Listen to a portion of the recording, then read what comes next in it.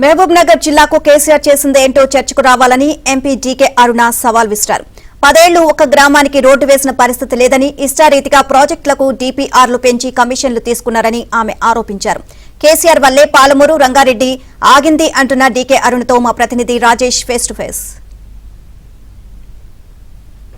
పాలమూరు రంగారెడ్డి పథకంపై మరొకసారి రాజకీయపరమైన విమర్శలు మొదలయ్యాయి. కేసీఆర్ తాజాగా చేసిన ఆరోపణలతో ఒకసారిగా భారతీయ జనతా పార్టీ కౌంటర్ అటాక్ దిగింది. దీనిపై మనతో మాట్లాడడానికి సీనియర్ మహబూబ్నగర్ జిల్లా నుంచి సీనియర్ నేత ఎంపీ డీకే అరుణ గారు మనతో పాటు ఉన్నారు. మేడం చెప్పండి, మరోసారి పాలమూరు రంగారెడ్డి పథకానికి సంబంధించి కేంద్ర ప్రభుత్వ నిర్ణయాలు, దానికి తోడు కాంగ్రెస్ పార్టీ అవలంబిస్తున్న విధానాలే ప్రధాన శాపంగా మారాయంటూ కేసీఆర్ చేసిన ఆరోపణలు ఎట్లా చూస్తారు?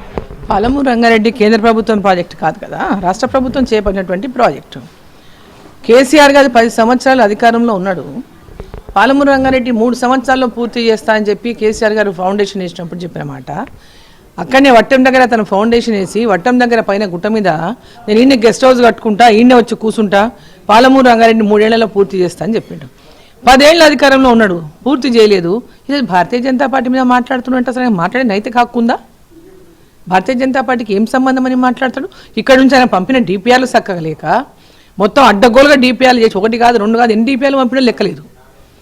తను చేసినటువంటి వ్యవహారం చక్కగా లేక రాష్ట్ర ప్రభుత్వం ద్వారా తను పంపాల్సినటువంటి డీపీఆర్లు సరిగ్గా పంపక వెనక్కి పంపించిను అంటే అది వారికి సిగ్గుచేటుగా ఉండాలి.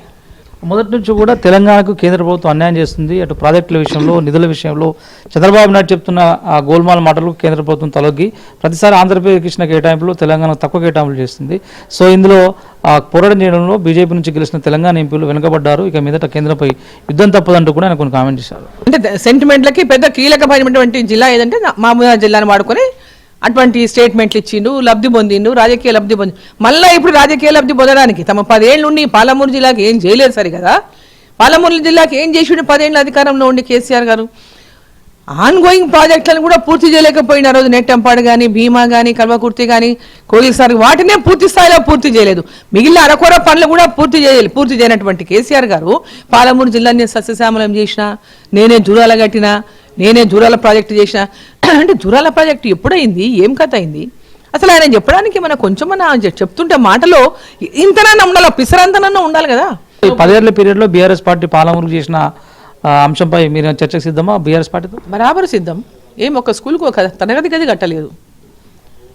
ఏం చేసి వాళ్ళు మెడికల్ కాలేజ్ శాంక్షన్ చేసినామంటారు. మెడికల్ కాలేజీలు ఎట్లున్నాయి ఒకసారి పోయి చూడండి. మేము ఇన్ని కాలేజీలు శాంక్షన్ చేసినామని కేంద్ర ప్రభుత్వం సహకారం లేదే మెడికల్ కాలేజ్ శాంక్షన్ అయినాయా? కేంద్ర ప్రభుత్వం నిధులు లేకుండానే హాస్పిటల్ డెవలప్మెంట్ 2014 నుంచి ఇప్పటి వరకు కేంద్రం ₹1 సాయం చేయాలనేది కేసీఆర్ చెప్తున్నాం. అది పచ్చి అబద్ధం అండి, పచ్చి అబద్ధం. కేసీఆర్ మాట్లాడేటటువంటి పచ్చి అబద్ధాలు మారుకోవాలి. ఆయన ఒక ముఖ్యమంత్రి అయ్యి అబద్ధాలు చెప్పే ఇప్పుడు అబద్ధాలు చెప్పడంలో దాన్ని మనం ఆశ్చర్యపోవాల్సినటువంటి అవసరం కూడా లేదు. 10 ఏళ్ల పాటు బీఆర్ఎస్ పీరియడ్లో కేసీఆర్ పాలమూరు జిల్లాకు చేసింది ఏం లేదు. ఆయనకు మాట్లాడే నైతిక హక్కు లేదు. ప్రస్తుతం కాంగ్రెస్ పార్టీ ముఖ్యమంత్రిగా ప్రాతినిధ్యం వహిస్తున్న రేవంత్ రెడ్డి సొంత జిల్లాకే పరిమితమయ్యారు, సొంత నియోజకవర్గానికే పరిమితమయ్యారు. ఉమ్మడి పాలమూరు జిల్లా మీద ఇటు కాంగ్రెస్ ప్రభుత్వం దృష్టి పెట్టాల్సిన అవసరం ఉంది. ఇక 10 ఏళ్ల పాటు బీఆర్ఎస్ పార్టీ అధికారంలో ఉన్న సమయంలో పాలమూరు జిల్లాకు చేసిన అభివృద్ధి ఎంతో చర్చించేందుకు తానైతే సిద్ధమంటూ డీకే అరుణ కేసీఆర్ మాజీ ముఖ్యమంత్రి కేసీఆర్కి సవాల్ విసిరారు.